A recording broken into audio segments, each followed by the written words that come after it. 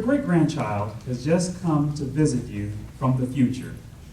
You want to give them one piece of advice to take back to the future with them. What is that one piece of advice? I'll repeat the question. Your great-grandchild has just come to visit you from the future. You want to give them one piece of advice to take back to the future with them.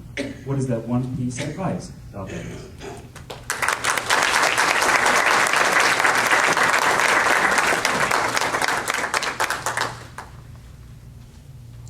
Thank you, Mr. Contest Master. Fellow Toastmasters and guests, you want some advice? I'll give you some advice. First, I have to ask, can anybody see my rippling muscles through this shirt? Please show your hand if you see my rippling muscles through this shirt. I see one hand up, and two hands up, and we have a couple of people who don't know what muscles are. It's okay. My piece of advice would be told through a simple parable. As a young lad, a couple months ago, I had a chance to compete in a contest similar to this one. It was an arm wrestling contest. After having a very extensive conversation with a porcelain object of some sort, some would call it a toilet, I had a chance to actually think about how I can win in this particular contest.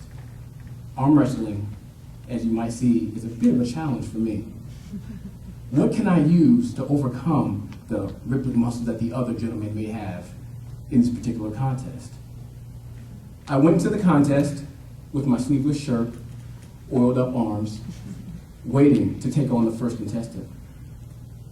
As I took on each contestant, I found myself gaining more and more strength, beating every gentleman, taking them down.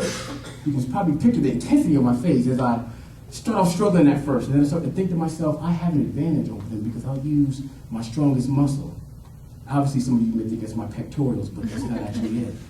At the same time, I took every contestant down at the same time.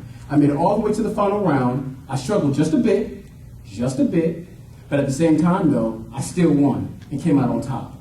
So at the end, when they lined us up with all the other contestants, I wasn't that surprised to find out that I had actually beaten all those young boys in that particular contest. Now, do you think that's unfair? I don't think so.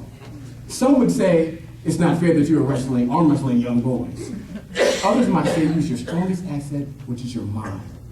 That's what I would tell my grandchild. Thank you.